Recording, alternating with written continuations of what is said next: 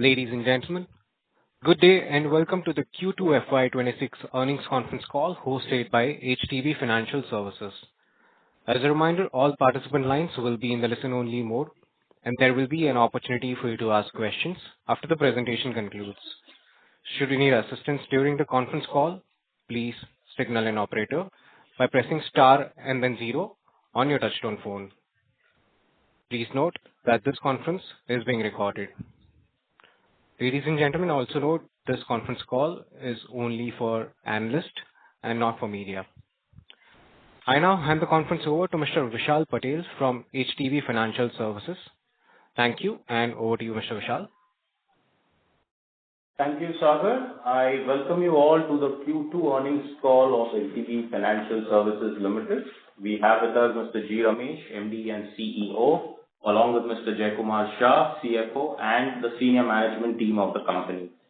I believe all of you would have had a chance to peruse our financial results, investor presentation, and press release, which has been filed with the stock exchanges earlier today. We will start with the management remarks and then open up the call for Q&A. Audio recording of this call will be available on our website shortly after the call ends. I would now request Mr. G. Ramesh for his opening remarks, followed by Mr. Jaikumar Shah, who will provide a brief on the financial results. We will open up thereafter for Q&A. Thank you, Vishal, and a very good evening to all of you who have joined us today. Greetings of the season. Briefly on the macros, India seems to be in a very unique situation in terms of domestic economic activity, which is showing resilience in spite of geopolitical uncertainties, as indicated by GDP estimates and high-frequency indicators. The latest monetary policy review commentary on growth and inflation estimates bodes well for the economy. The robust monsoon season is expected to perk up rural consumption, easing inflation, and the impetus provided by GST rationalization bodes well for the broader economy and financiers as we step into the festive season. The regulator's comments as a part of the latest monetary policy commentary on the draft circular for forms of business is meaningful and augurs well for us while we wait for the final guidelines. Coming to the quarterly business updates, as you would all recollect, we have our businesses which are bucketed into three distinct business lines. The first business is what we call enterprise lending. This business has both secured and unsecured loans. So the secured lending products, which is primarily consisting of loan against property and enterprise business loans, grew moderately in Q2. On gold loans, recent changes in regulations in the gold loans business has helped us gain good traction in Q2 along with increase in price of the metal and augurs well for this segment going forward. We have held a conservative position on unsecured business loans. As asset quality pressures ease, we expect to return to a growth trajectory in the coming quarters. The second business that we have is what we call asset financing. In asset financing, we have faced challenges in this commercial vehicle financing segment on asset quality in Q1, and this continued through Q2 as well. Monsoon accentuated matters as high precipitation in specific geographies of the country, that is north and east, impeded vehicle deployment with consequent impact on customer cash flows. Based on our business insights, we believe that vehicle idling, which is a phenomenon that we normally notice in Q2 because of monsoon, this year was much higher than the prior years. The second factor was that there was deferment of demand for vehicles because of announcement of GST rate rationalization. However, with the extended monsoon season and a seasonally slow quarter behind us, we anticipate a positive momentum in book growth with the onset of the festive season and supported by key policy changes made by the government through GST rate cuts, which have essentially reduced the cost of ownership of commercial vehicles. On consumer finance, which is the third business line that we talk about, in this segment, again, growth was moderate in Q2 due to demand deferment on expected GST reductions, which have actually now come through, specifically in some product categories like two-wheelers and consumer durables and auto. This should help us pick up there should be a pickup in demand in auto, two-wheelers, and consumer durables on the back of, one, festive season, two, easing inflation, three, better kharif crop sowing and so growing farm incomes, and that should be a positive for this segment going forward. We have already started seeing good movement in retail offtake in the first few days of October, which should reflect in the months ahead. Thank you all for joining in and wishing everyone a very happy Diwali and a wonderful festive season. I'll now hand over to our CFO, Mr. Jaikumar Shah, for an update on the financials. Thank you, Ramesh. A very warm welcome to all. Moving on to the financial performance for the quarter. Customer franchise grew to 21 million with an increase of 4.2% sequentially and 19.6% year-on-year. The gross loan book as at September 30, 2025 stood at 1,11,409 crores, growing 1.9% sequentially and 13% Y-on-Y. Secured loans comprise 73% of the total loan book. Disbursements for the quarter ended September 30, 2025 was 15,599 crores, up by 2.8% sequentially. Branch count stood at 1749, spread across 1157 cities and towns. Net interest income for the quarter was 2,192 crores, an increase of 4.8% quarter-on-quarter and 19.6% year-on-year. NIMS, net interest margin, for Q2 FY26 improved to 7.9% versus 7.7% in Q1 FY26 and 7.5% in Q2 FY25. Cost to income ratio for our lending business declined to 40.7% in Q2 FY26 as compared to 42.7% in Q1 FY26 and 42.7% in Q2 FY25. The ratio for the half year was 41.6% as compared to 43% compared last year, i.e. H1 FY25. Cost to assets reduced from 3.8% to 3.7% Q-on-Q. Pre-provisioning operating profit for the quarter was 1,502 crores as against 1,388 crores for the prior quarter. Credit cost for the quarter was 748 crores as against 670 crores for the prior quarter. Profit after tax for the quarter ended September 30, 2025 was 581 crores as against rupees 568 crores for the prior quarter. Gross stage 3 as at September 30, 2025 stood at 2.81% as against 2.56% as at June 30, 2025. Provision coverage ratio on stage 3 stood at 54.73 as at September 30, 2025. ROA annualized for the quarter ended September 30, 2025 stood at 1.93%, which includes opening assets of approximately 9,000 crores of OFS money as at September 30, 2025. Adjusted for this, the ROA would be 2.02%. ROA annualized for the quarter, ROA annualized for H1 FY26 stood at 2.1%. ROE annualized for quarter ended September 30, 2025 stood at 12.23%. Earnings per share for the quarter was 7 rupees and book value per share stood at 233 rupees 0.10. Our borrowing mix remains well diversified with a positive cumulative mismatch across all buckets up to 5 years. We remain well capitalized with total CRAR, i.e. capital adequacy, of 21.82% as at September 30, 2025. So this was a summary from our end. Sagar, we can now open the floor for Q&A. Thank you very much. We will now begin with the question and answer session. Anyone who wishes to ask a question may press star and then one on their touchtone phone. If you wish to remove yourself from the question queue, you may press star and then 2. Participants are requested to use handsets while asking a question.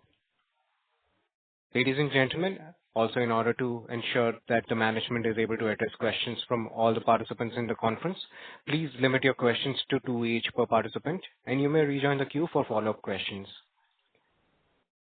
Ladies and gentlemen, we will wait for a moment while the question queue assembles.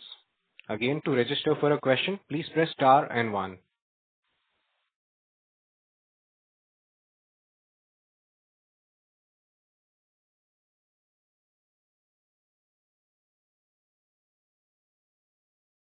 Our first question comes from the line of Abhijit Tibrewal from Motilal Oswal. Please go ahead. Yeah, good evening, sir. Thank you for taking my question. So a couple of things. In your opening commentary, you spoke about some stress that we saw in CV in 1Q and that continued in 2Q as well. You also spoke about some vehicle idling, which in 2Q was much higher than prior years. Likewise, in the last quarter, you had shared something around MSME that we are seeing. If you could just touch upon that.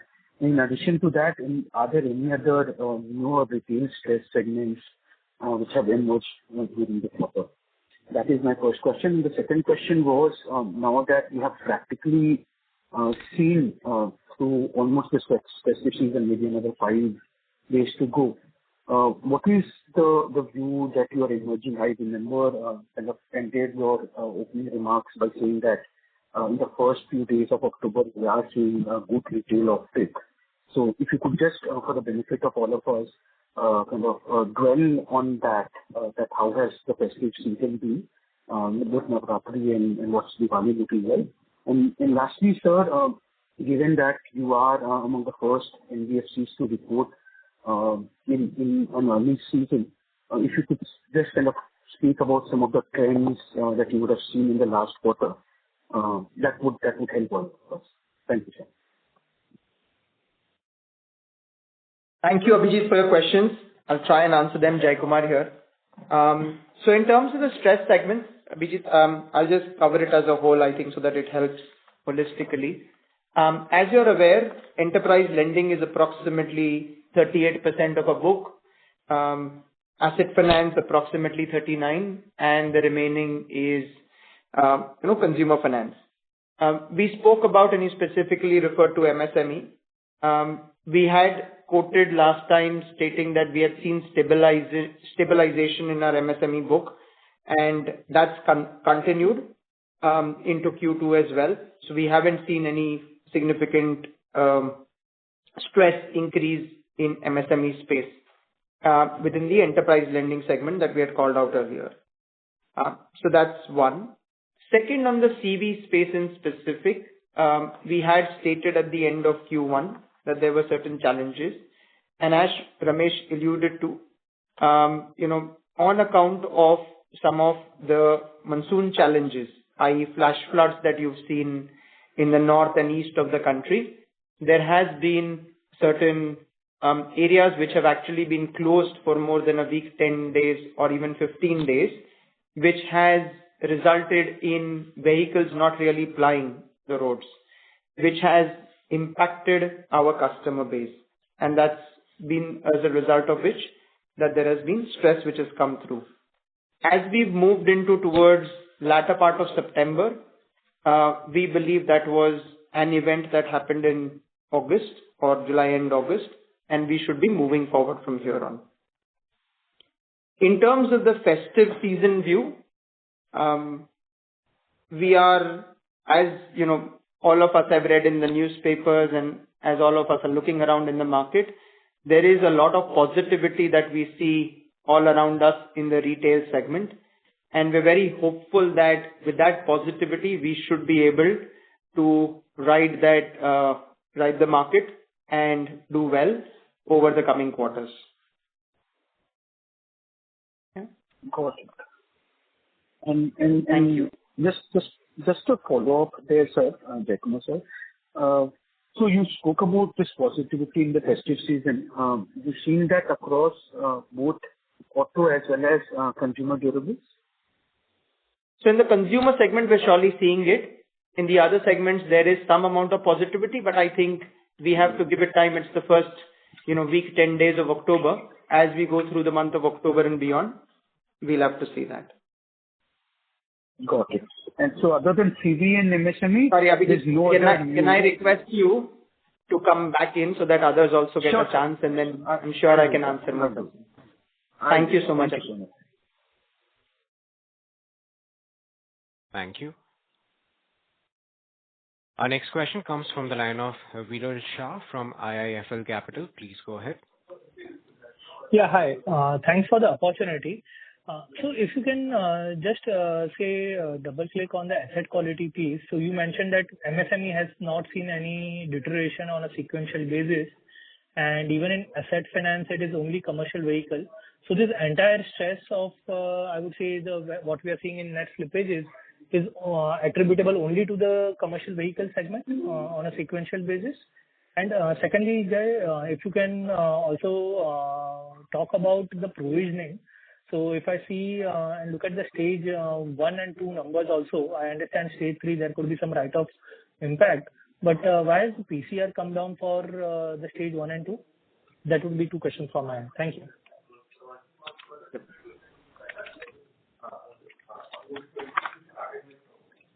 Okay. So I'll cover the first one first, which is on terms of slippages, etc. It is materially coming from the CV segment. There has been a little bit of construction equipment that gets affected. Naturally, it's in a similar domain, but that's rather small. But largely, it's come through the CV segment. So when you look at 2.56 to 2.8, that's what contributes to it in terms of slippages. As far as the provisioning is concerned, you would think about it. Last time also we have spoken, ours is largely a formula-based piece. We have a very diverse portfolio ranging from LAP through to consumers, and the book mix in terms of what sits in what book drives it a lot more. Plus, the PD LGD of each book is very different. If you look at our stage 3 provisions again, as the secured book has gone into it, there is a slight bit of difference, but that's more because each product has a different PD LGD. On stage 2, our provisions are largely similar, and on stage 1, as some of the book mix has moved, there is a slight bit of reduction. But on overall basis, fundamentally, there is no change in approach that we have towards provisioning. Got it. And just on your piece and commentary with regard to the CV segment, you mentioned that is the major contributor. Within that, is it, say, the new or the used piece? And has it anything to do with, say, the correction in the CV prices, especially on the used piece? So what happens in Q2, it's a seasonal thing, and it happens both in construction equipment and in commercial vehicles, that there's some amount of idling that happens. For example, let's say a construction equipment is being used in a mine, right, and the mine gets flooded because of rains. So, there'll be idling of the machine. Similarly, if there's very heavy rains and if a vehicle typically covers, let's say, 100 kilometers or 150 kilometers a day, that might come down by about 20-30%. So, historically, if you look at Q2 as a season for commercial vehicles, there's about 20% idling that you can look at in this period as compared to Q3 or Q4.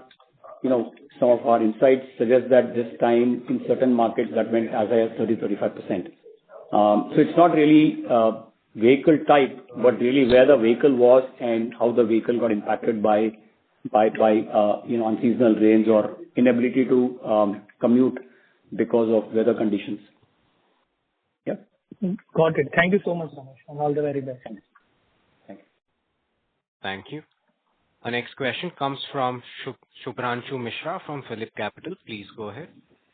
Hi, thanks for the opportunity.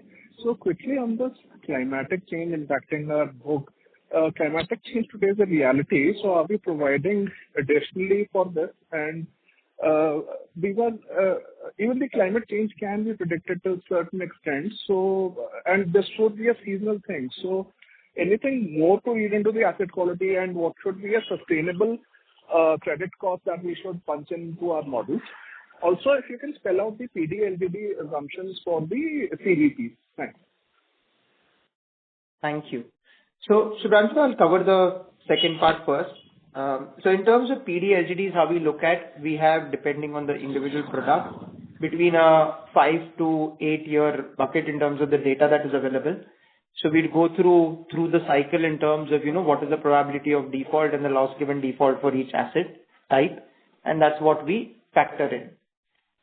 In terms of specifically on seasonality, you're right, it does affect in certain times, and India is a country where seasonality, of course, is there. That largely gets factored into PD LGD and also in the asset movement. So today, if you look at it, where some of the book has moved to stage 3 from stage 2 between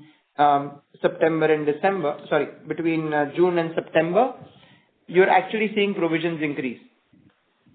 So it naturally factors it in terms of the risk parameter for us to look at it more closely and then work on corrections and recoveries. What would be the blended PD LGD, if you could please call that out for the CV book? We don't put it out because I think it's a complex model, but what I would suggest is you speak to our IR team, you speak to Vishal after the call, and we'll see how to best factor that in. Right. Can I just squeeze in one last question? Sorry to interrupt. So, Branshu sir, may we request to return to the queue for any follow-up questions, please? Thank you. Our next question comes from the line of Shweta from Elara. Please go ahead. Thank you, sir, for the opportunity. So I have two questions. The first on credit cost. So barring the pandemic periods, today the credit costs have actually reached historical highs. So at 2.7%, knocking off the seasonal challenges pertaining to the first half of the year, what is the normalized credit cost going forward, say, for next 2 years? That's the first question. Second, again, sorry to harp on asset financing on the CV side. So while you mentioned about certain distinct challenges of vehicle idling, also certain markets or regional challenges, will these challenges be able to will these challenges negatively positive coming from GST rate rationalization, and therefore do we expect CV vehicle financing growth to remain subdued even for the remainder part of the year? Yeah, those are my two questions. Okay. So in terms of credit cost, let me take on that one. Shweta, what we look at is, I wouldn't say we don't provide a immediate term forecast, but in the 3 to 5 year period, we look to operate within a 2.2% plus minus in terms of overall credit cost, and that is where we believe the ideal range for our book is. Today we are at 2.7%, which is on the elevated side, and we expect that to start coming down from the coming quarters.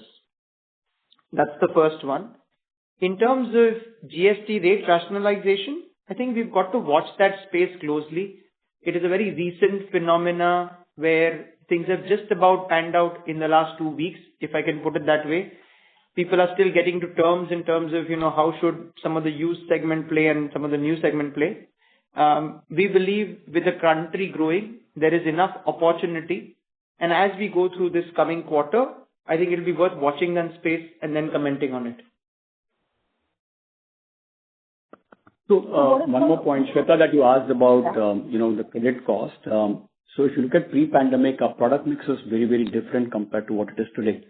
For example, our consumer book was just about 10% 6-7 years ago. So really you can't compare credit costs, let's say 5 years ago with the credit cost today, because our product mix has changed substantially. Many of the products that were very small in our book 5 years ago are today large contributors to our balance sheet.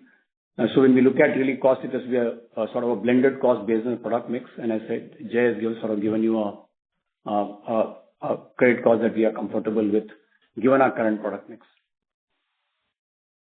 Right, sir. Yeah. So just a follow-up question there on commercial vehicles. So what is our... Shweta ma'am, may we request to return to the queue for any follow-up questions, please? Thank you so much, ma'am. Sure. Our next question comes from the line of Avinash Singh from Emkay Global Financial Services Limited. Please go ahead. Yeah, hi. Good evening. Two questions. The first one is that can you please help, your mix of new and old, in your CV?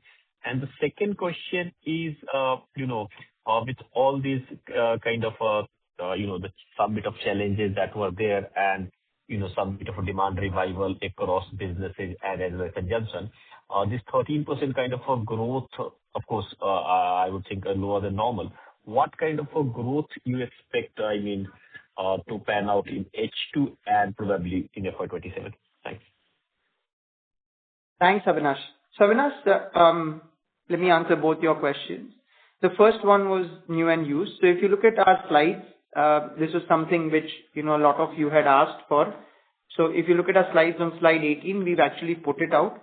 So CV new is 16% and CV used is 9% of our book today. Yeah. In terms of your other question was? On growth outlook, because Growth. 13%. Yeah. So from a growth outlook point of view, the way I think one of your colleagues asked the question earlier, the way we would look at it is Q3 again, as I mentioned, we see a lot of upbeat in terms of the entire expectation from the market, expectation from the customer, and expectation on the street. Now, that needs to translate. The first week, 10 days, as Ramesh mentioned, have been positive on the consumer side.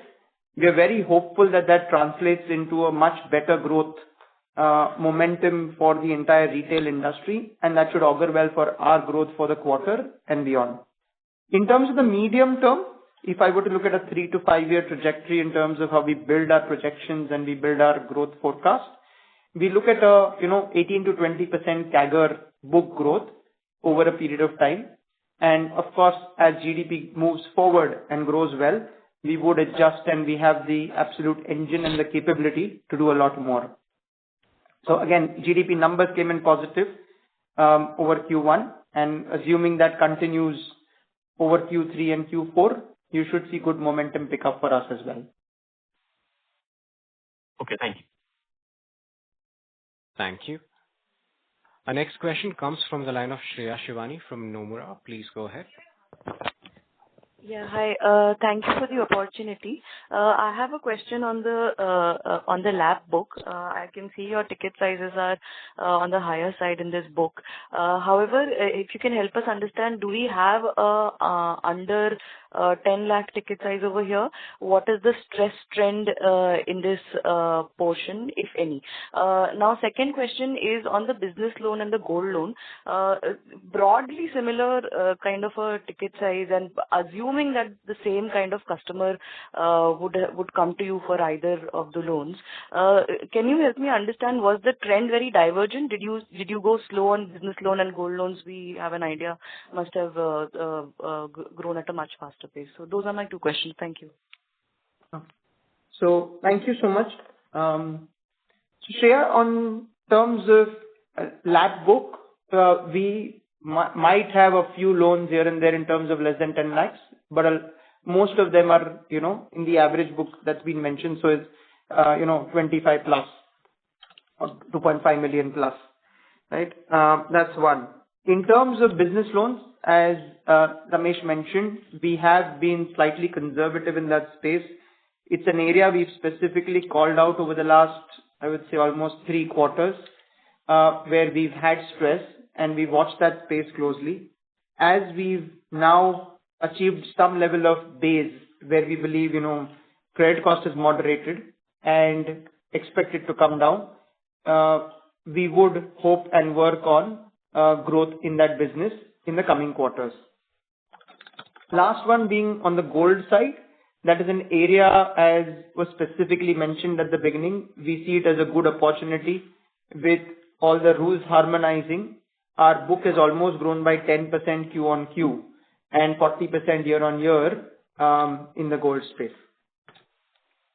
Got it. And just on the LAP portion, any stress trends for your portfolio? I understand you don't have under 10 lakh, but anything that you would like to highlight over there? Nothing. So just as a at a level, the way LAP is underwritten is that this is a customer who's got a property that he or she owns, And that's the collateral for a business loan that the customer takes, which means that the business has to have sound financials to generate enough cash for a monthly EMI. Now, if you're looking at a loan of, let's say, 5 million, you're looking at a EMI of upwards of 50,000 rupees a month. And what you expect the customer to generate adequate cash flows to be able to service that kind of EMI. So I think the advantage of a collateral is that the company is able to give a slightly longer term loan, so which reduces the monthly outflow, right? But also because you're writing a longer tenure, you have to make sure that the business that the customer has is of a quality that can sustain for the next few years, while the loan is being serviced. Unsecured business loan, by contrast, is for smaller amounts, and if you can see our average ticket size of about 300,000 rupees, but they also underwritten for shorter tenures. So which means that the EMI is in the region of 10 to 15,000 rupees. You are evaluating the customer for ability to service a smaller amount for a shorter tenure. Okay. Gold loans, by contrast, are typically shorter tenure contracts, because this is a product where customers would like to prepay as soon as possible, right? Because it's really a temporary business requirement that they are looking at to fulfill. So I think your question is probably around micro LAP as a segment. We typically don't have exposure to that segment, right? We are underwriting customers and with larger value properties and larger ticket sizes. No, completely understood. This is very clear. Thank you so much. Thank you. Thank you. Thank you. A reminder to all the participants, if you wish to register for a question, you may press star and 1 now. Our next question comes from the line of Rajiv Mehta from Yes Securities. Please go ahead. Hi, good evening. My first question is on asset quality. So when I look at your loan stages and the movement through the quarter, so stage 3 increasing is pretty much in line with the seasonal pattern, when we look at the overall stage 3, including the write-off amount.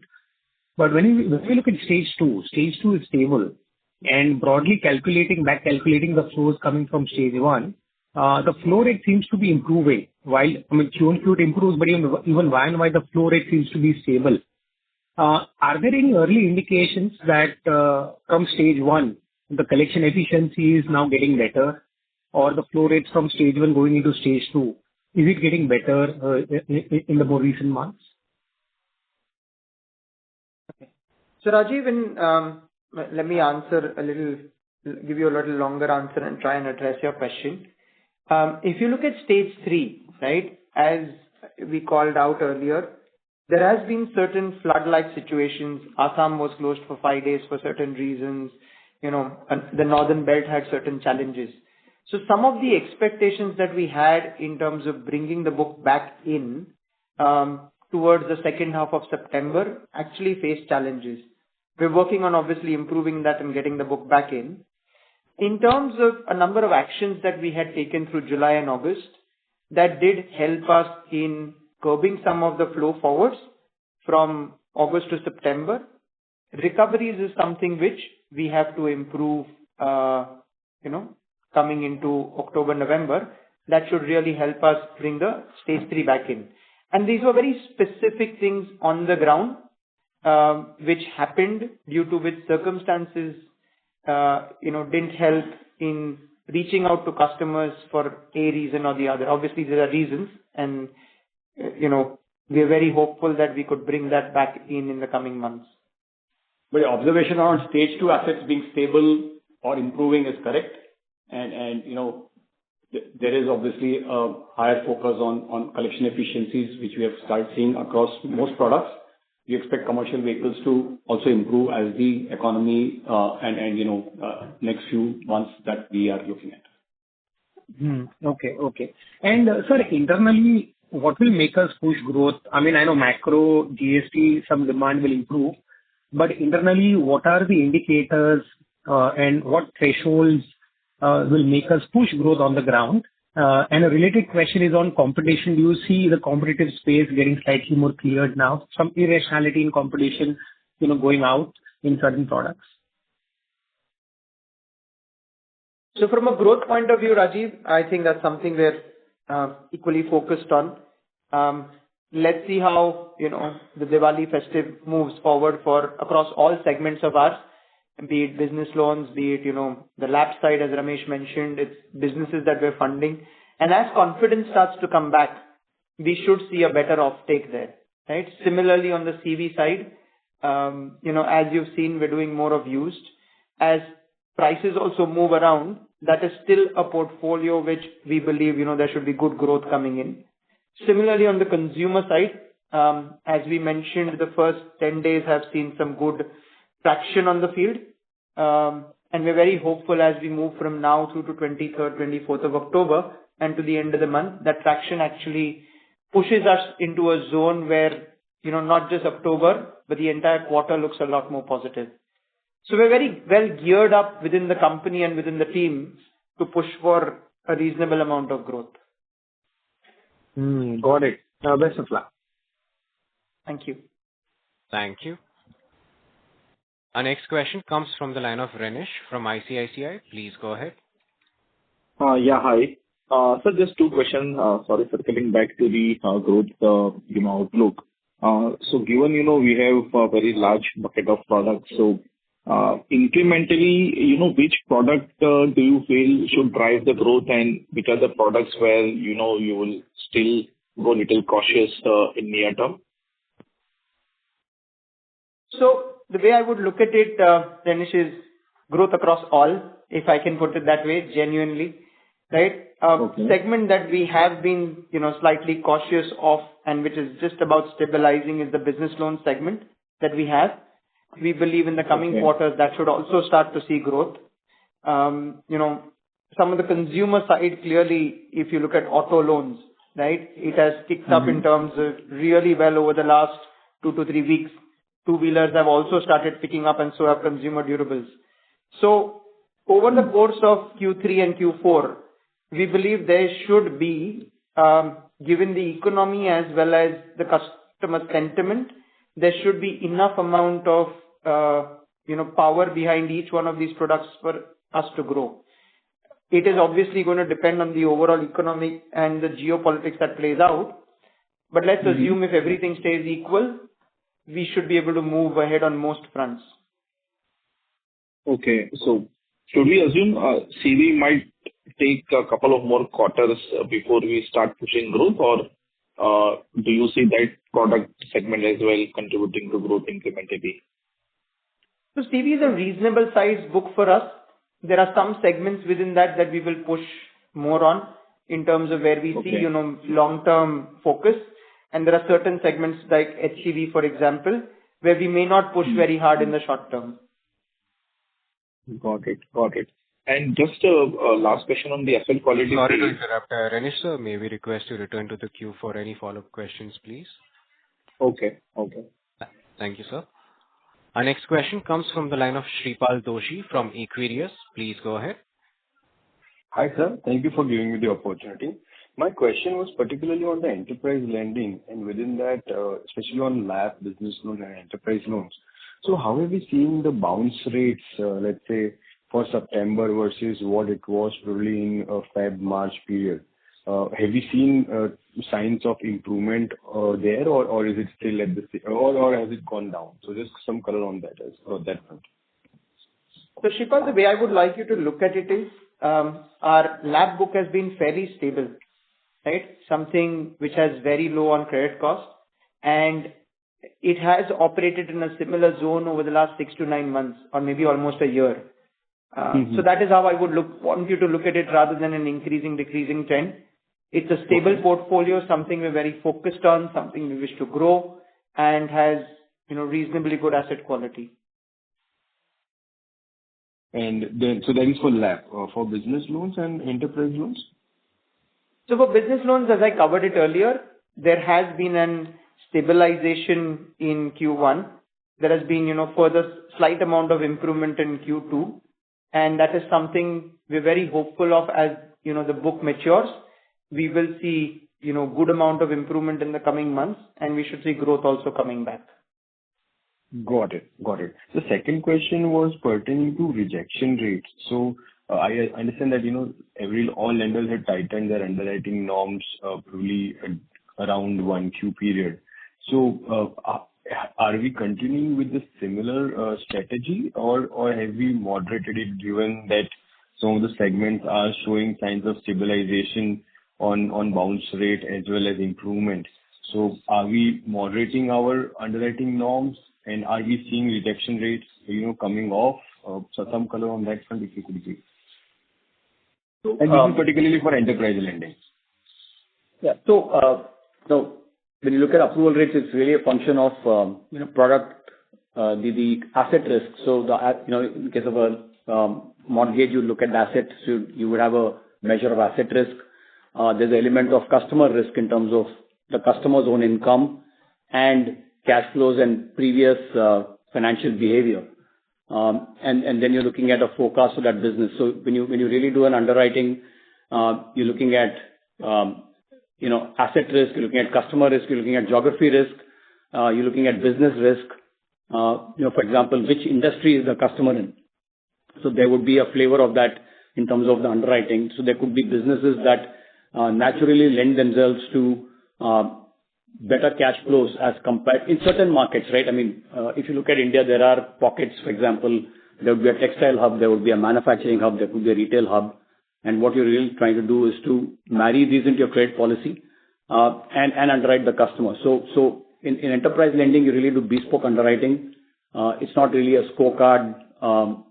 Scorecard might be an initial filter, but you end up doing a bespoke underwriting because the ticket sizes are large, which means that a credit officer does a detailed evaluation.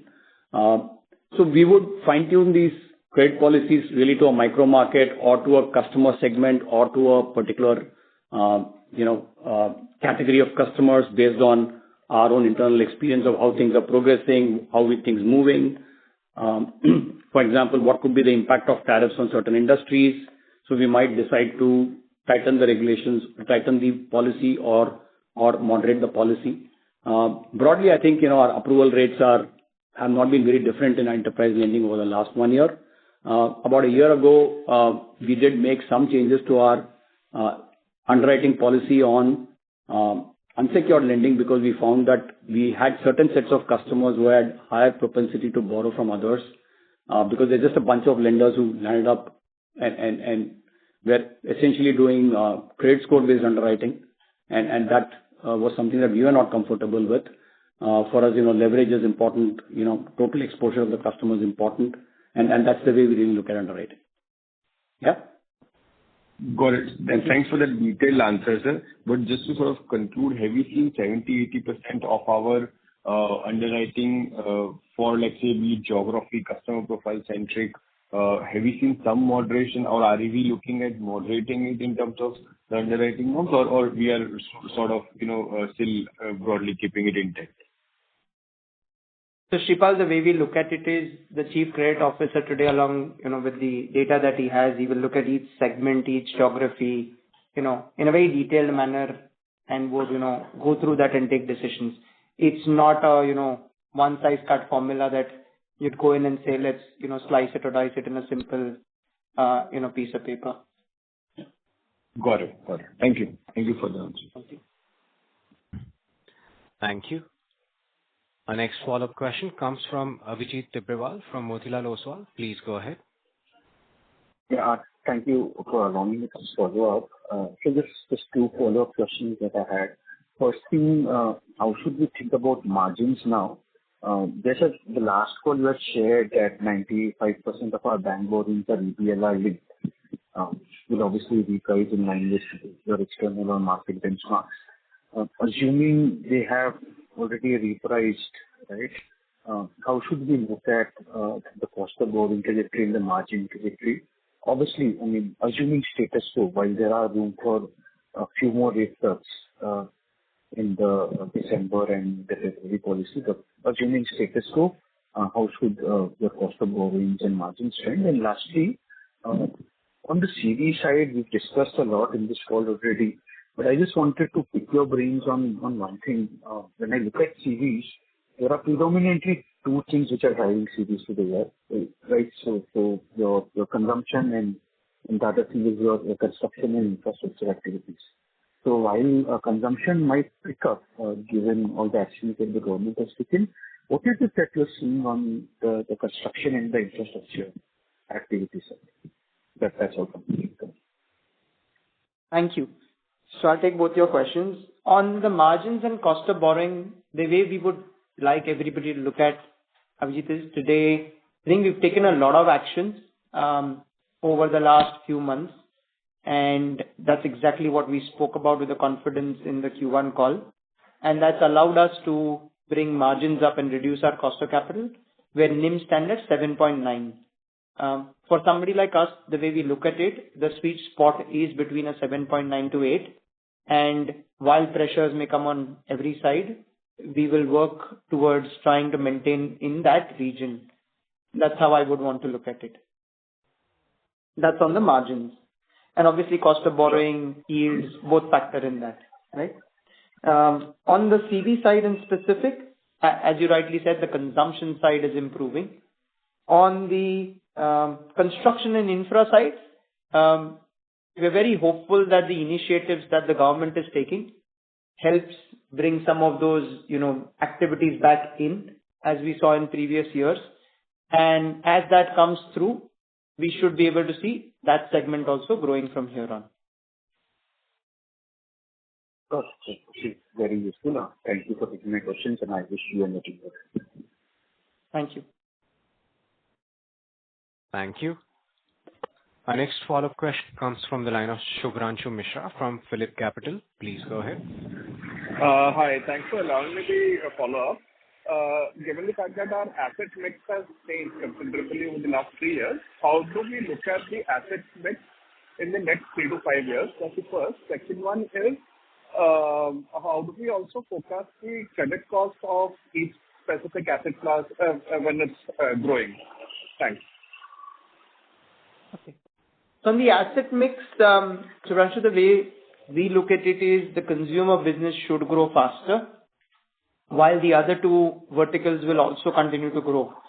So what you see as 23% today should inch up a few percent over the next couple of years, right? And the reason I say couple of percent, because the other businesses obviously would grow fast as well. Pace would differ in each one of them. So there is no set target that we have today. The most important focus for us as a company is to grow our entire diversified portfolio that we have, keep focused on every product that we believe is a long-term focus for us, and continue to grow in each of our products and each of our markets. So that's a very important one that we should do, and we will do. Second piece around credit cost. At this point in time, the way we look at it is because it's a very diversified portfolio, and we spoke about some of the products where, for example, LAP comes at a very minimal credit cost. There are other products which come at a slightly higher credit cost, like consumer durables, etc. The way we look at it is we need to balance it out as a portfolio, as a whole, for the company, and really focus on how are we going to manage a balanced return that we wish to give, and work from there. So that's been our key focus, and that's how we would even want the investor community to look at us, that the diversified portfolio helps us grow in a balanced fashion across cycles and also balance out the credit cost. While it's been a little high in the last quarter or two, we're very hopeful of bringing it to a moderate level in the coming quarters. Well, thanks. Any new products we are planning to launch in the next 3 to 4 quarters to make our book more diversified? So, Shubhranshu, I've been told as a listed company, as soon as I think of something and we get it approved, I have to publish it on the exchange. So you'll see it as soon as we are doing something. Thank you so much. Thank you. Thank you. Our next question comes from the line of Prithviraj Patil from Investec. Please go ahead. Yeah, thanks for the opportunity. Just one clarification that I wanted. In the product mix, we've mentioned something on the lines of relationship PL. So I just wanted clarification on what product that is. And the second is on adoption of technology. So if we look at some of the other peers in the sector, they've adopted technology for underwriting or for sourcing. So I just wanted to know what HDB is doing on that front. Sure. So relationship PL for us is an absolute, product that we've made only for our customers. It is what, most people would call as cross-sell. So this is a product that is available exclusively to HDB customers. It comes as a cross-sell to the product base that we would have in the consumer book, as well as some of the other books that we have. So that customer is performing over the first, 6, 9, 12 months, depending on the customer profile, depending on the product they've come to us first with. We give them an opportunity to take the second loan, and we work from there. It's a book we've been able to grow over the last 4 to 5 years really well with our customer base, and we're very happy with how we're functioning there, and will continue to grow well in that space. That's one. On the technology front, there's a slide that we've put up on HDB on the go. And Prithviraj, I'm sure, all of us today live in the financial services world, which is almost a technology company more than anything else. Technology is so akin to our, blood system that if we don't have good technology, I don't think we'd be able to progress very well. So in terms of slide number, I think it is 38 and 39, we talk about it.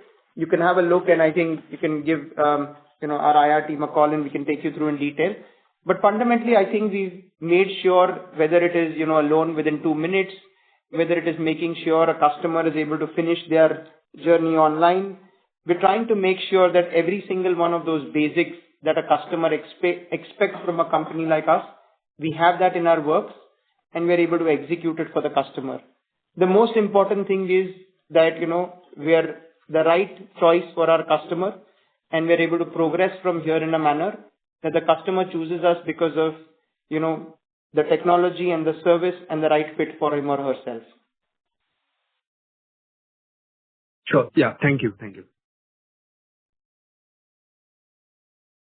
Thank you.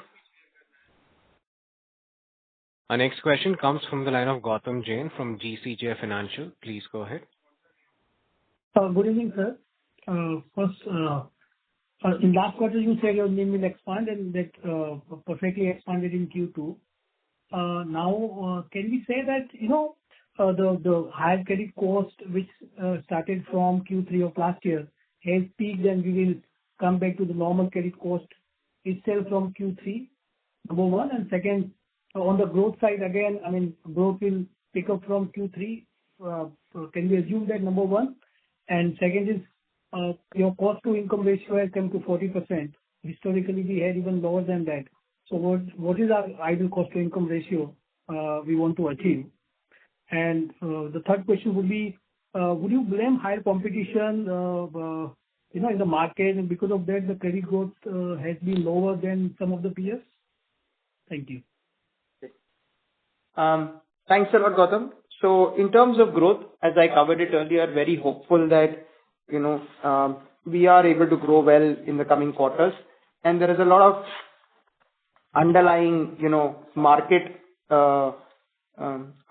sentiment, which does show that Q3 should be a lot better than Q2 and Q1. And if you look at the commentary also that has come from other, be it banks or financiers, all of us are very positive on how we see Q3 going forward. So Q3 and Q4 should augur to good amount of growth. That's the way we look at it. In terms of cost income ratio, if you look at it on a H1 basis, we're 41.6%, and we were 42.7% earlier. As we grow and as we push on a number of initiatives, we believe between a 41.5 to a 42, that's something fairly ideal for us, as we continue on our growth journey. The more important metric there is in terms of cost to asset. It's in one of our slides. I can give you the slide number in a minute. I think it's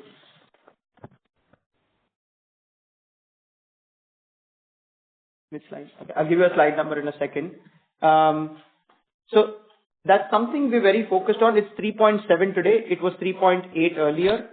And our whole focus is on slide number 26, where we clearly reflected 3.7.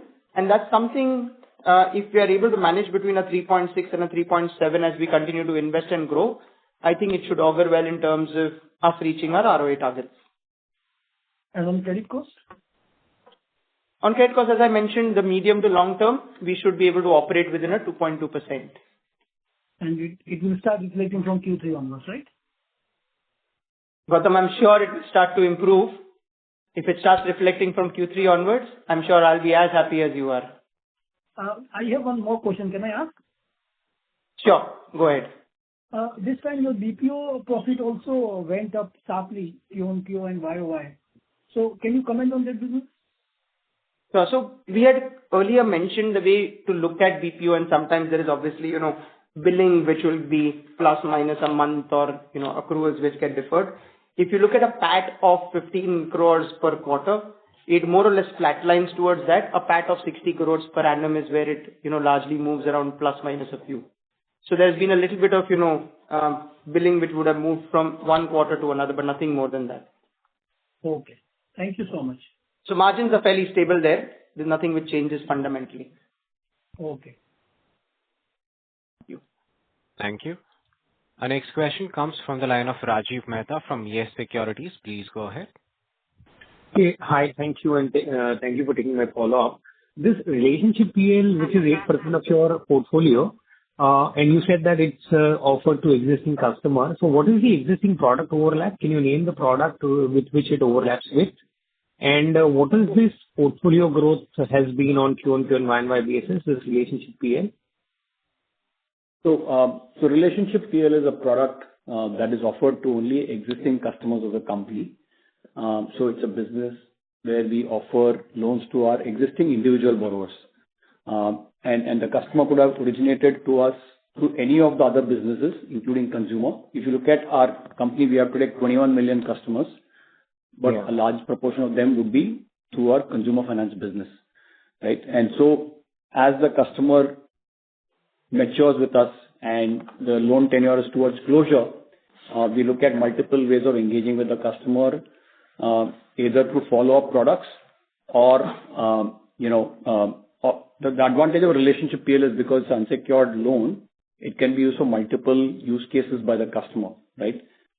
So the customer will have a pre-approved limit either for purchasing a consumer durable. If you take a consumer finance case, he could have a pre-approved limit for buying a consumer durable, he could have a pre-approved limit for buying a two-wheeler, or he could have a pre-approved limit for a unsecured personal loan, right? So these will be different limits based on, what product the customer is looking to buy because, the tenures are different, the transaction sizes are different. And we engage with the customers on a continuous basis, either through our in-app notifications or through our outreach programs to the customers. And that's how we engage and build this book. Any color in terms of growth that you want to give? So it's a focused business for us, Rajiv, and something we will continue to grow over a period of time. If you look at the same product 4 years ago, I think we would have almost grown a CAGR of 40% plus over a period of time. So we're very focused on the consumer segment as a whole, as I mentioned, and that's something which we will continue to grow. And would it also have CVC customers as well here in the customer base of this RPL product? Yes, there would be customers. There would be, but if you'd like to think about it in terms of the customer base, right? It would obviously be a slightly smaller customer base. So if you have 1 million customers in consumer durables, you might have, 10, 20,000 customers in CVCE. So the number of people to whom you would cross-sell, obviously would be there as a percentage of that customer base, but absolute number of people would be lesser. Okay. Now, second thing is on the cost levers and cost dynamics. Now that we are in a very moderate growth environment and we are also, constantly checking on growth, right? What are the cost levers or dynamics available to us to manage the pre-provision operating profitability? Are there anything more that we can do on the cost efficiency side or productivity side, which will help us, control the people? So at this point in time, Rajiv, the way I would look at it is on the cost front, we believe we're fine. I think this quarter, as there was slightly lower growth, we've made sure we managed to moderate some of the cost as well. And we would continue to do that. So I don't see that as the, biggest worry. our key focus is to our businesses, let's invest, let's focus on the long term in terms of, how we build on this as a growth area, right? The most important focus, if you think about from a long-term point of view, is how well do you invest so that you achieve your medium-term growth targets and also achieve your ROAs as a whole. Yeah. And that's how we look at it. Sure. Thank you. Thank you so much. Thank you. Ladies and gentlemen, we are at the end of the time. I now hand the conference over to Mr. Jaykumar Shah for closing comments. Thank you very much, Sagar. So from everyone here at HDB, wishing you all a very, very happy Diwali, a prosperous New Year, and a year full of good health and happiness. All the very best, and may your families do well as well. Thank you so much. Thank you. On behalf of HDB Financial Services, that concludes this conference. Thank you for joining us, and you may now disconnect your lines.